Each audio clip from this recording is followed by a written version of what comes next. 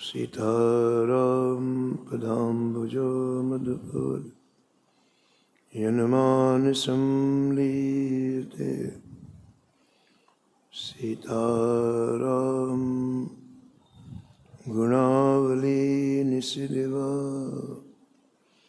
यज्जीवया पीयते सीताराम विचित्ररूपमनिशं यश्चक्षुषोर्भूषणं सीताराम सुनाम धामनिरतं तं सद्गुरुं संभजे नीलाम्बुजश्यामलकोमलाङ्गं सीतासमारोपितवामभागं पाणो महासायक चारुचापं नमामि रामं रघुवंशनाथं यत्र यत्र रघुनाथकीर्तनं तत्र तत्र कृतमस्तकाञ्जलिं वाष्पवारि परिपूर्णलोचनं मारुतिं नमत राक्षसान्तकम् वाञ्छाकल्पतरुभ्यश्च कृपासिन्धुभ्यैव च पतितानां पावनेभ्यो श्रीवैष्णवेभ्यो नमो नमः। भक्त भक्ति भगवंत गुरु चतुर नाम एक, इनके पद वंदन किए नासत विघ्न। हरिजो आय विराजिए कथा सुनहु इतिहास, तुम श्रोताया माल के तुम पद रज मम आस। तुम पीछे जो और हैं श्रोता हैं रसिखान, तिनके सकल मनोरथ पूर्वहु श्री भगवान। राधे राधे गोविंद गोविंद राधे।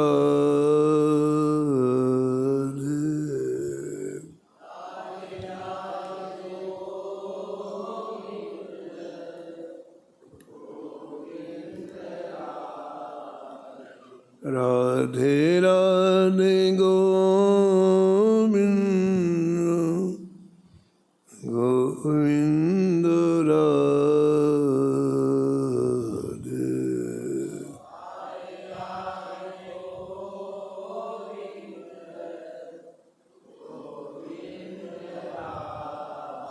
गोविंद राधे बोलो गोपाल राधे।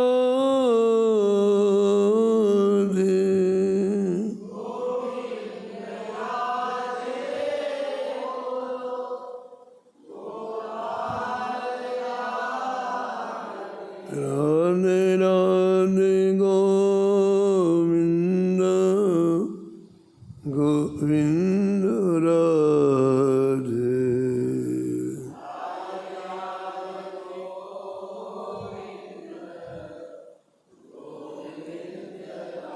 राधे राधे गोविंद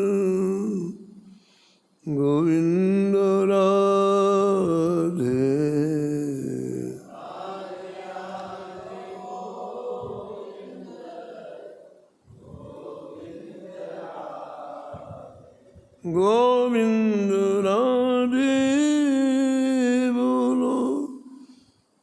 गोपाल राधे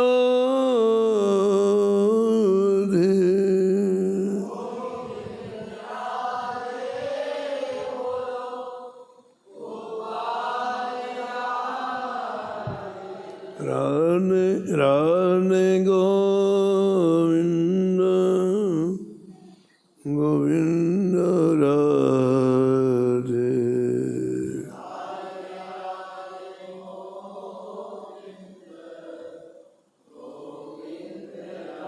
राधे राधे गोविंद गोविंद राधे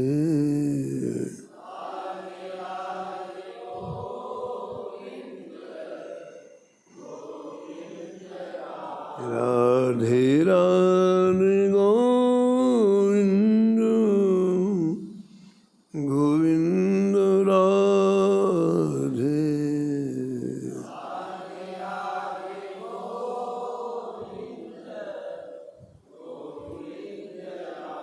गोविंद राधे बोलो गोपाल राधे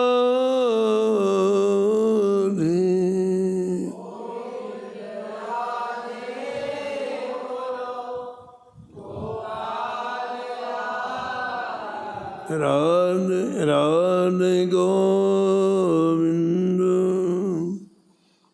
गोविंद राधे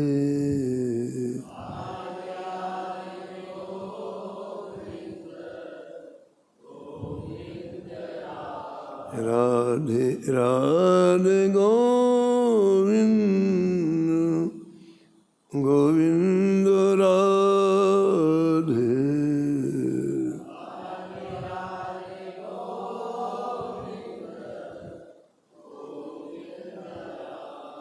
राधे राधे गोविंद गोविंद राधे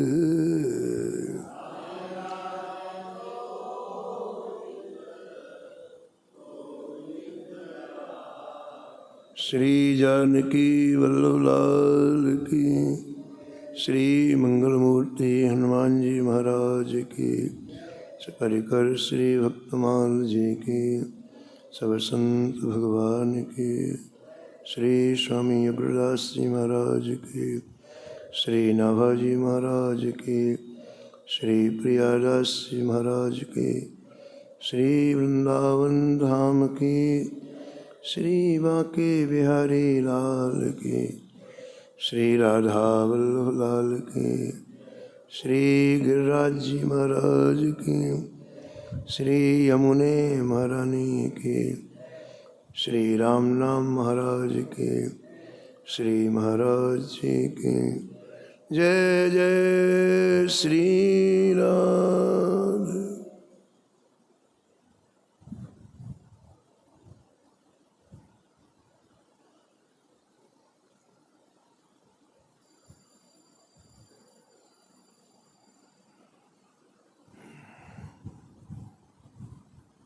श्रद्धा ही फुलेल उपटनो श्रवण कथा,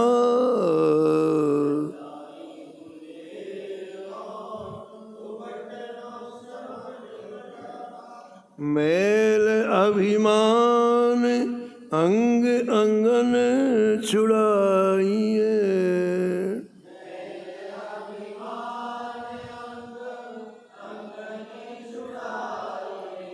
मनन सुनीर अनहवाए अंगुछाए दया,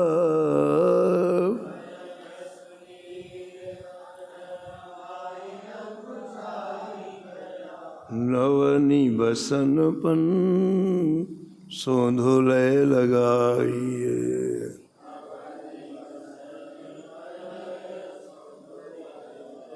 आभूषण नाम हरि साधु सेवा कर्ण फूल,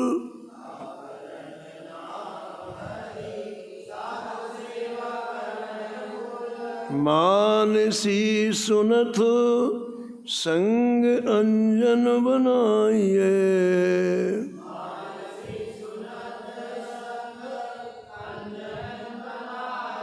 भक्ति महारानी को सिंगार चार बिरीचा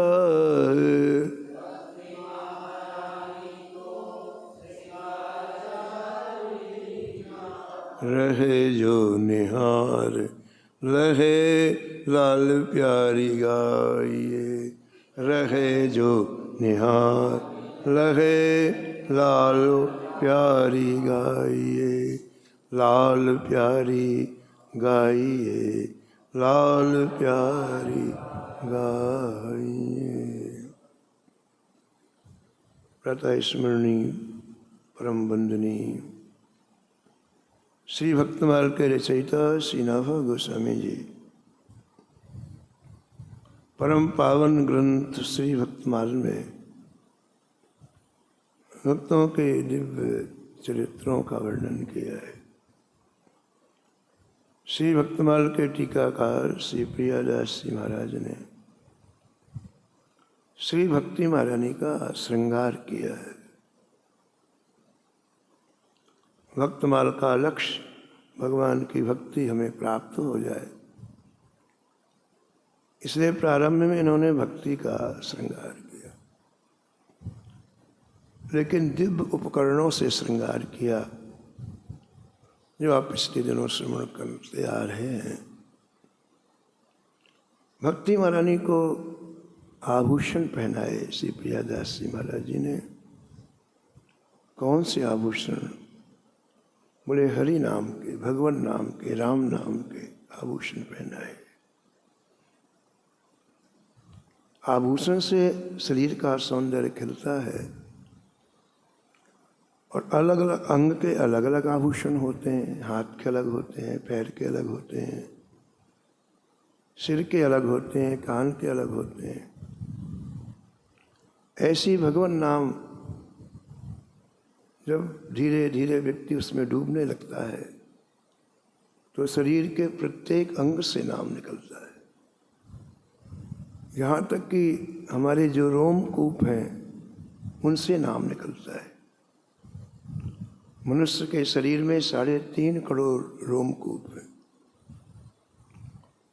और लिखा है कि श्री हनुमान जी के शरीर में 7 करोड़ रोम है।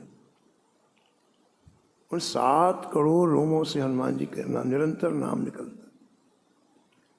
इसलिए मंगल मूर्ति कहा जाता है। जहाँ इतने नाम एक साथ निकलें, एक नाम की महिमा कितनी है।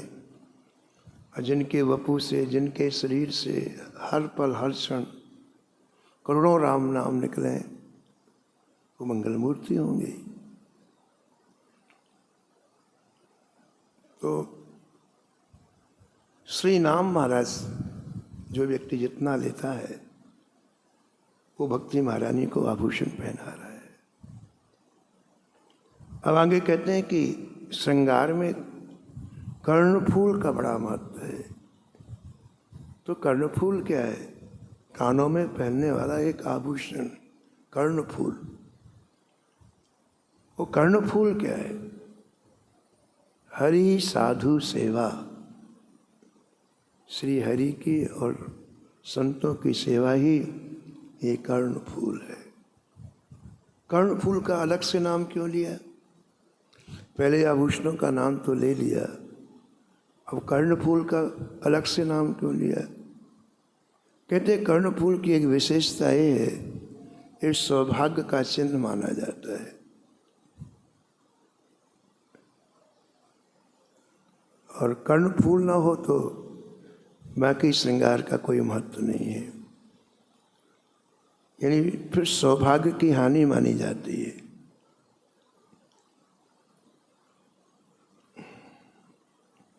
तो हरि सेवा के साथ साथ साधु सेवा का भी भक्ति महारानी के श्रृंगार में बड़ा महत्व है। दोनों से श्री ठाकुर जी प्रसन्न होते हैं, हरि सेवा और साधु सेवा से प्रसन्न होते हैं। और इसलिए हमारे कान में 2 कर्णफूल होते हैं, एक दाहिने कान में होता है, एक बाएं कान में होता है। ऐसा ग्रंथकार कहते हैं कि हरि सेवा दाहिने कान का कर्णफूल है और साधु सेवा बाएं कान का कर्णफूल है। दाहिने कान का कर्णफूल अक्सर वस्त्र से ढका रहता है, सिर के ऊपर जो वस्त्र रहता है उससे ढका रहता है, और बाएं कान का कर्णफूल अक्सर खुला रहता है। और इसका तात्पर्य है कि श्री ठाकुर जी की सेवा पर्दे के अंदर होती है, सेवा पर्दे के अंदर होती है, खुले में नहीं होती है, इसलिए उसे दाहिने कान का कर्णफूल कहा गया। और संतों की सेवा खुले में होती है, चौगान में होती है, आंगन में होती है, इसलिए उसे बाएं कान का कर्णफूल कहा गया। और कर्णफूल कई तरह के होते हैं, मकराकृत होते हैं, मीनाकृत होते हैं, जैसे मछली होती है ऐसे कर्णफूल बनाए जाते हैं। पुष्पाकृत होते हैं, पुष्प के आकार के भी कर्णफूल बनते हैं। वैसे ही अपने भाव के अनुसार कई तरह की हरि और साधु सेवा होती है। जैसे कुंडल कई तरह के होते हैं ना, ऐसे अपनी भावना के अनुसार हरि सेवा और साधु सेवा भी कई तरह की होती है।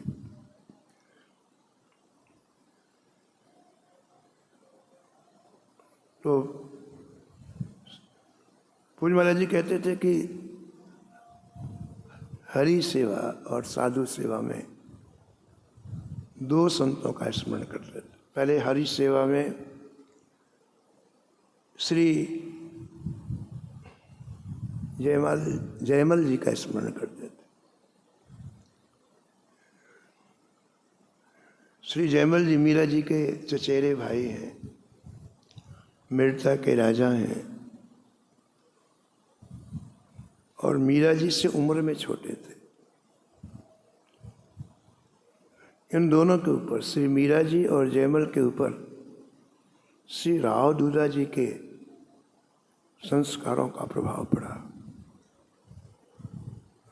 राव दूधा जी इनके बाबा हुए, पिताजी के पिताजी हुए,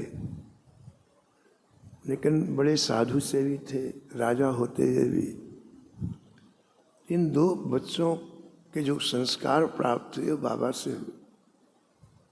ज़्यादा तक के राव दूधा जी के समीप में ही रहते दोनों। और मीरा जी तो छोटी आयु में ही पदों की रचना करने लग गई थी। 6-7 साल की आयु में पदों की रचना प्रारंभ कर दी, और वो पद राव दूधा जी को ही सुनाते थे। ज़्यादा समय वो पिताजी के पास नहीं रहती थी, न माँ के पास रहती थी। राव उनके भाव पुष्पों का सिंचन राव दूधा जी ने किया। बच्चों की भावनाओं को यदि आप आदर न दो तो वो नष्ट हो जाती हैं। इसलिए उनके जो भाव पुष्प अभी खिल रहे हैं, यदि उसमें आप थोड़ा प्रोत्साहन दो, समय दो, तो धीरे धीरे बढ़ने लगते हैं। तो श्री जयमल जी के जीवन में जो विशेषताएं आई और श्री राव दूधा जी की दी हुई थी। जब वो राजा बने, जयमल जी जब राजा बने, तो जयमल जी ने विचार किया, संसार के काम कभी भी समाप्त नहीं हो सकते। लाखों लोग आए, लेकिन काम तो वैसे के वैसे चले गए। यद्यपि हर व्यक्ति यही मानता है कि मैं काम पूरे करके जाऊंगा, लेकिन संसार के काम न कभी समाप्त हुए हैं, न होंगे। ऐसा जयमल जी ने विचार किया। यदि मैं इन राजकार के कार्यों में ही उलझ गया तो भजन कब करूंगा? स्वयं के विवेक से भजन होता है, न किसी के सिखाने से होता है, न किसी के पढ़ाने से होता है, न किसी की नकल से होता है। वो कर रहा है तो हम भी, कैसा कुछ नहीं। स्वयं के निर्णय से भजन होता है। एकांत में जयमल जी बैठ करके विचार कर रहे हैं कि राजकाज का काम तो बहुत बड़ा है, और मैं राजा हूँ तो मुझे करना ही है। लेकिन मुझे ये भी विचार करना है कि समय दोबारा वापस नहीं आता है, तो मुझे भजन का समय भी निश्चित करना